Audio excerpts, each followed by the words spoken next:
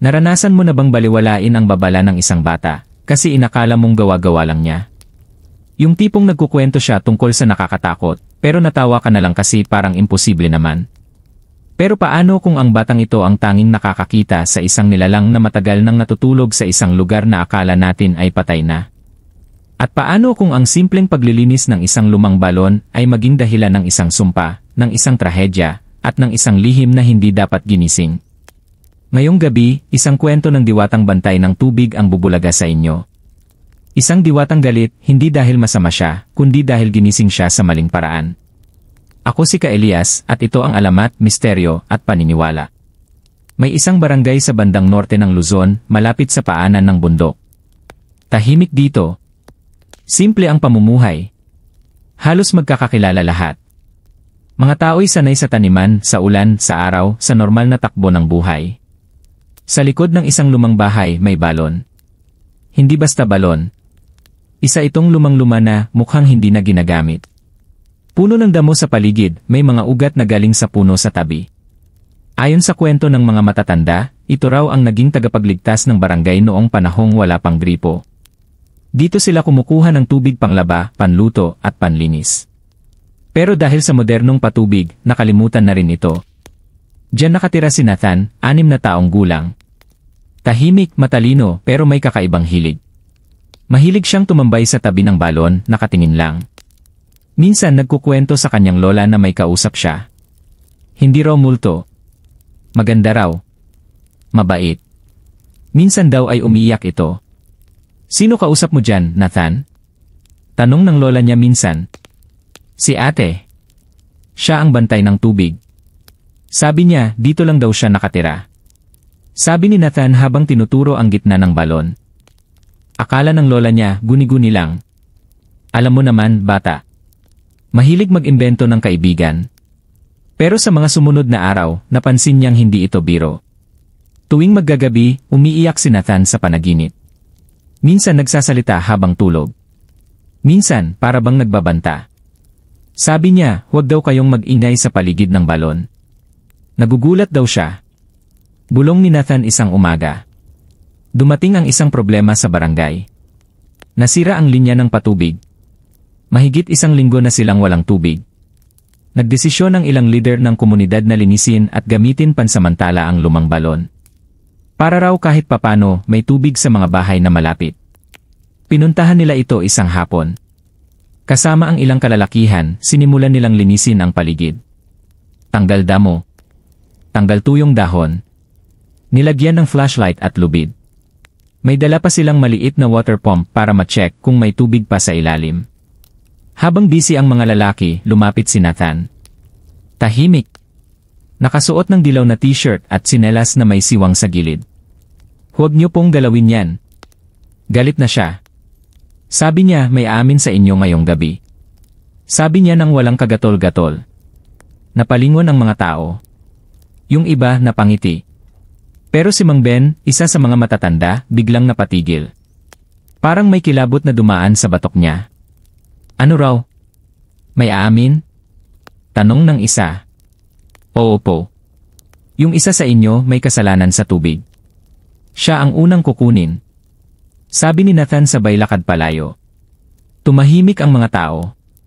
Pero sa halip na matakot, pinagtawanan nila ang bata. Isa raw itong palabiro, mahilig mag-imbento.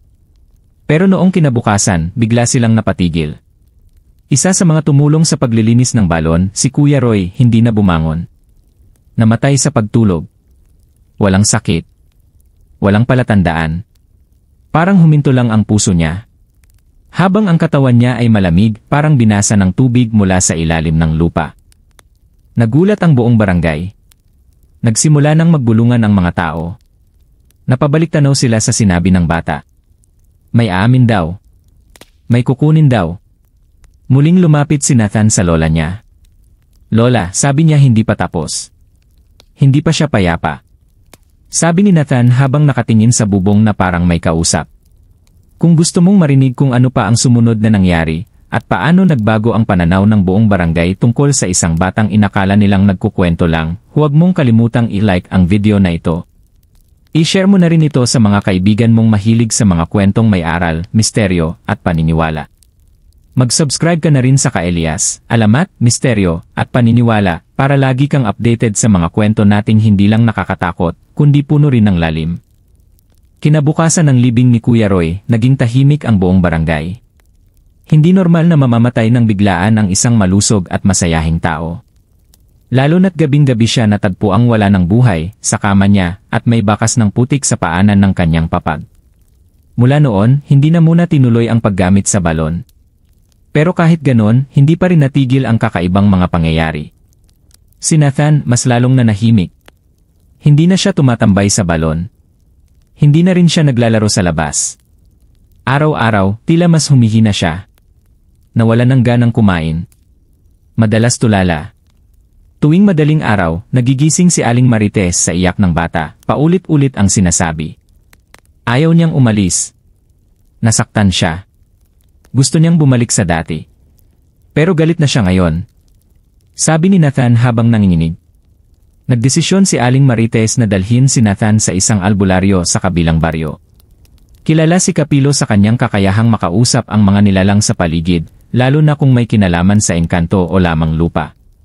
Pagdating nila, agad nilang ikinuwento ang nangyari. Tahimik lang si Kapilo habang hinihipo ang mga palad ni Nathan. Maya-maya, napailing siya. Matagal nang may nakatira sa balon na yan. Babaeng diwata. Hindi siya masama. Pero marunong siyang magparusa sa mga taong hindi marunong makinig. Sabi ni Kapilo. Gusto niya lang mapanatag. Pero ginising siya ng biglaan. Ginulo ang paligid niya. Napuno siya ng lungkot at galit. At sa galit niya, kumukuha siya ng kapalit. Tumulo ang luha ni Aling Marites. Niyakap niya si Nathan. Hindi niya akalaing ganito kalalim ang pinasok ng apo niya. Tinanong niya kung anong dapat gawin. May isa pang kailangan kunin. Hindi pa siya tapos. Pero pwede pa siyang kausapin. Kailangan lang ng respeto. Hindi dasal. Hindi langis. Kundi pag-amin ng pagkakamali at paghingi ng tawad mismo sa balon. Sabi ni Kapilo. Kinabukasan, nagpatawag ng pulong ang kapitan ng barangay. Hindi na lingid sa kaalaman ng marami ang nangyari kay Nathan, kay Kuya Roy, at sa sinabi ng albularyo. Dumating din si Mang Erning. Nakayuko. Si Mang Ben ay tahimik lang sa sulok. Si Kuya Lem namumutla. Habang nag-uusap, biglang pumasok si Nathan. Dahan-dahan ang lakad, parang hinihila ng hindi nakikitang lakas. Tumayo siya sa harap ng mga matatanda. Sabi niya, isa sa inyo, nagtapo ng langis sa balon nung bata pa siya. Sabi niya, doon siya nagsimulang mahirapan huminga. Sabi ni Nathan habang hawak ang dibdib. Lahat na patingin kay Mang Ben, nagtama ang mga mata nila ni Mang Erning. Bata pa ako noon, naglilinis ako ng makina. Walang ibang lugar na pagtatapunan kaya doon ko tinapon. Hindi ko alam. Hindi ko alam may nakatira pala doon. Sabi ni Mang Ben, namumula ang mukha, nanginginig. Natahimik ang lahat. Napatulo ang luha ni Nathan. Sabi niya, kung aamin ka at kung hihingi ka ng tawad, baka patawarin ka niya. Pero kailangan mong bumalik doon. Mag-isa. Sabi niya habang tumitig sa luma at maalikabok na pinto ng barangay hall. Gabi na nang maisipang bumalik ni Mang Ben sa balon. Bitbit niya ang isang kandila, palaspas, at isang garapon ng tubig na may bulaklak. Walang kasama. Tahimik ang paligid. Hangin lang ang naririnig. Hindi niya alam kung anong sasabihin niya. Pero lumuhod siya sa gilid ng balon, tinakpan ang mukha at umiyak. Hindi ko alam. Hindi ko alam na may sira akong ginawa. Patawad. Hindi ko sinasadya. Ngayon ko lang po naintindihan. Sabi ni Mang Ben habang nanginginig. Biglang may humaplos sa batok niya. Malamig. Makinis. Parang kamay na walang kalyo. Pero wala siyang nakita. Wala siyang narinig. Pero sa puntong yun, alam niyang may nakikinig sa kanya. Kinabukasan, nawala ang lagnat ni Nathan. Tumayo siya sa kama. Lumapit sa lola niya at mumiti. Sabi niya, aalis na siya. Hindi na siya galit. Masaya siya kasi may umamin. Sabi ni Nathan. Pero bago siya lumabas ng kwarto, lumingon siya sandali. Sabi niya, babalik lang siya kung kailangan. Basta huwag niyong kalimutang ang tubig ay buhay. At ang buhay may bantay. Pagkatapos ng gabing humingi ng tawad si Mang Ben sa balon, may isang bagay na nagbago sa pakiramdam ng buong barangay. Parang gumaan ang hangin, parang naging tahimik ang paligid. Wala na ang mabigat na pakiramdam na dati-rati, para bang may nakatitig mula sa anino ng mga puno. Kinabukasan, maagang nagising si Nathan. Sa unang pagkakataon sa ilang linggo, nakita siyang nakangiti. Hindi na siya nanginginig. Wala na ring lagnat. Kumain siya ng marami at lumabas para maglaro. Habang naglalaro siya sa harap ng bahay nila, nilapitan siya ni Aling Maritz. Nathan, okay ka na? Wala ka nang naririnig o nakikita? Tanong ng matanda. Tumango si Nathan. Sabi niya, aalis na siya. Babalik lang daw siya kung sakaling mapinsala ulit ang tubig.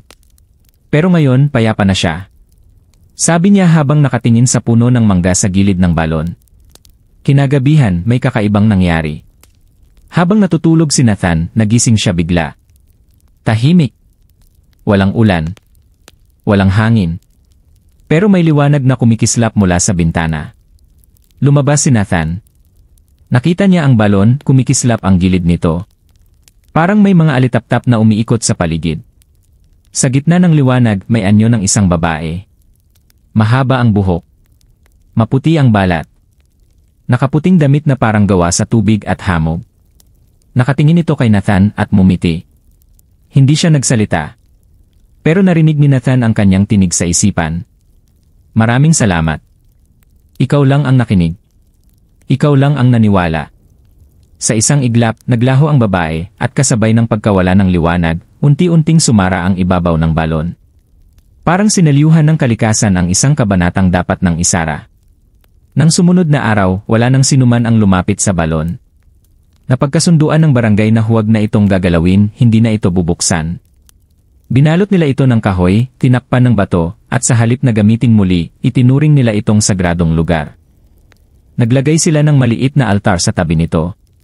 May mga bulaklak, kandila at minsan, palaspas.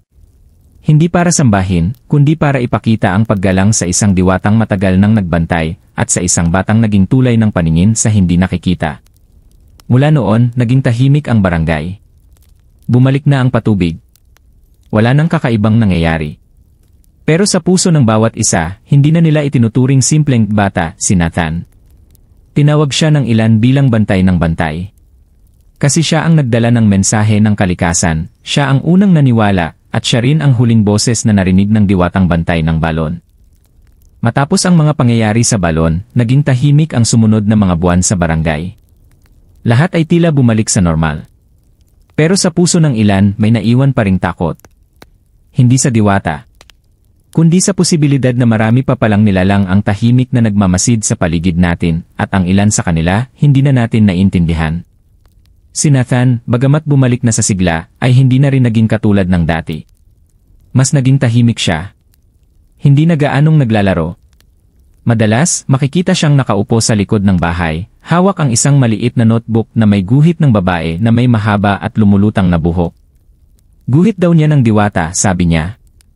Minsan tinanong siya ni Aling Marites kung bakit niya pa rin ito iginuguhit. Sabi niya, kahit wala na siya dito, kailangan pa ring alalahanin kung bakit siya umalis. Sagot ni Nathan habang patuloy sa pagguhit. Habang ang barangay ay lumalalim sa pananahimik, may panibagong pangyayaring muling yumanig sa kanila.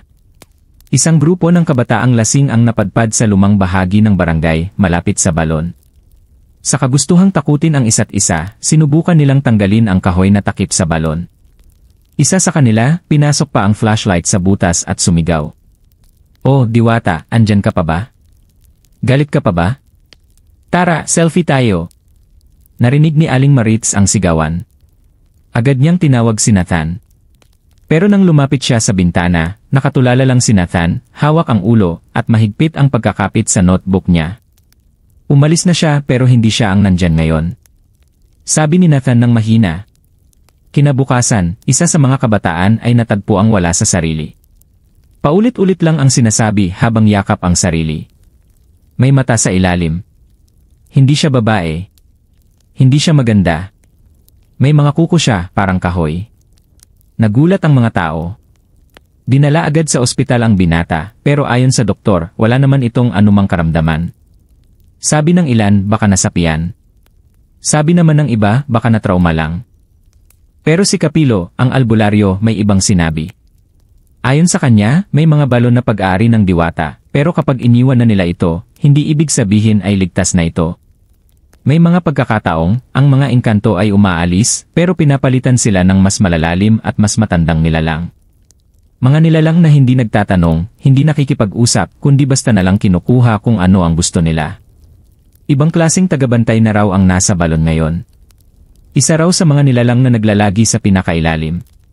Kung baga sa gubat, ito yung hindi mo nilalapitan kahit pa may daan. Sabi ni Capilo sa mga tao ng barangay. Nagtawag ulit ng pulong ang barangay. Sa pagkakataong ito, hindi na lang ito tungkol sa misteryo, kundi sa desisyon. At ang naging desisyon ng lahat ay simple, ipasara na ng tuluyan ang balon. Hindi lang takip kundi sementuhan. Takpan, lagyan ng palatandaan, at ipagbawal ang paglapit ng sinuman. Gabi bago ito isagawa, muli na namang nagising si Nathan. Sa kanyang kwarto, sa dilim, may malamig na hangin na dumampi sa kanyang mukha. Pero hindi ito katulad ng dati. Mabigat ito. Parang hangin na may buhangin, may alikabok. Hindi siya gumalaw.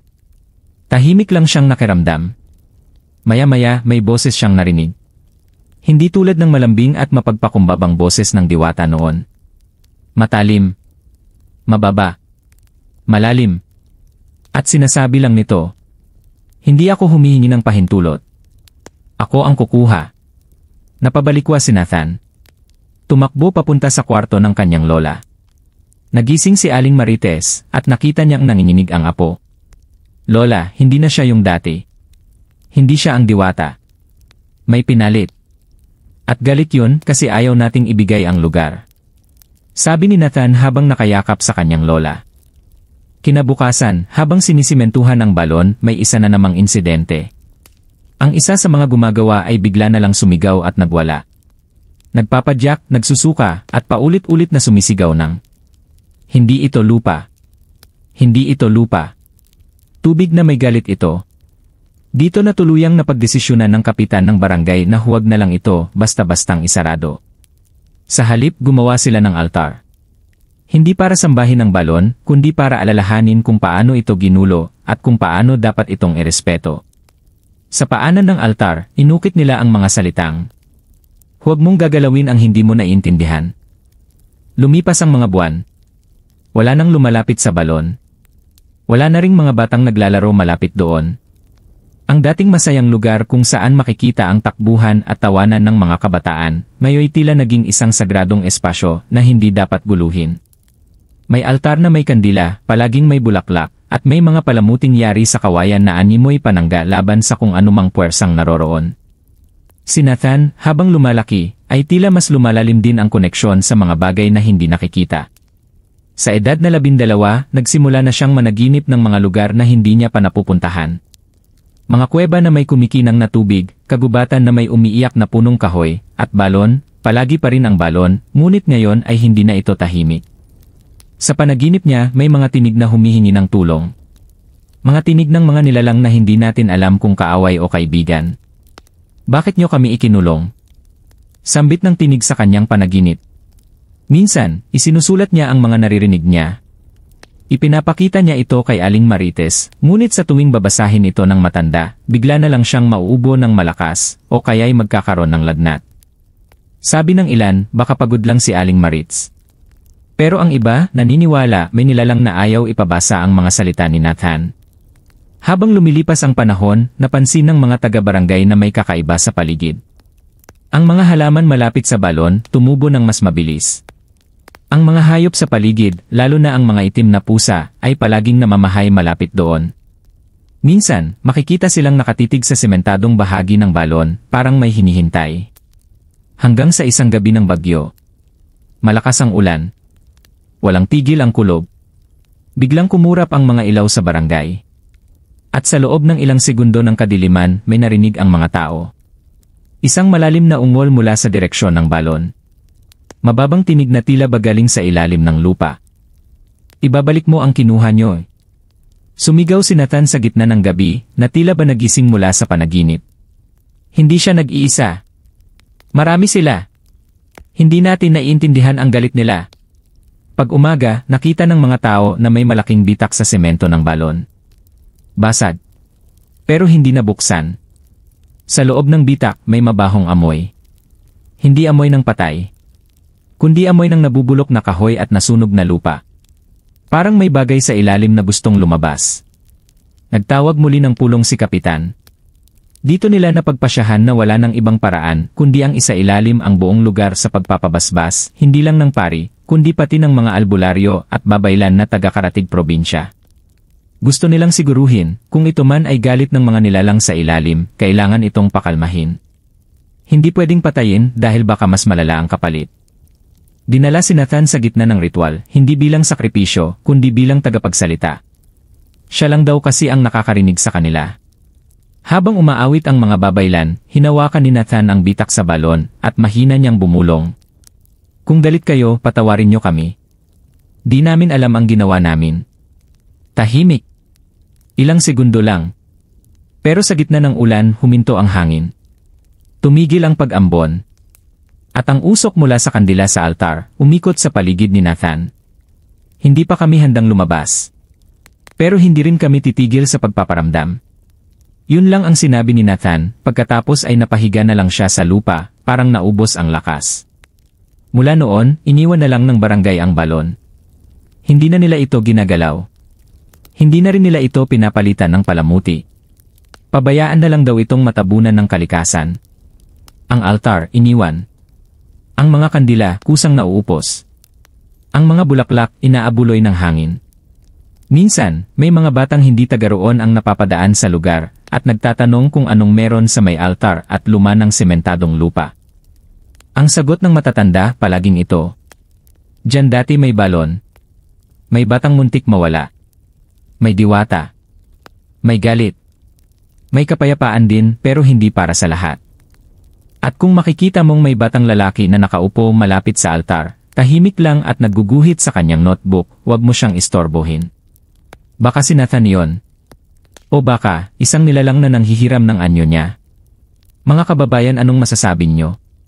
Isang simpleng balon lang ba ang pinagmulan ng kwentong ito, o paalala ito na sa bawat hukay, sa bawat sapa, sa bawat lugar na matagal nang iniwan ng tao may nananatili? Ang tanong, kailan sila lalabas? At handa ba tayong makinig sa kanilang panig? Ito po si Ka Elias, at ito ang isa na namang kwento ng alamat, misteryo, at paniniwala. Magkita-kita tayong muli sa susunod na gabi. Ingat kayo at huwag basta-basta lumapit sa lumang balon.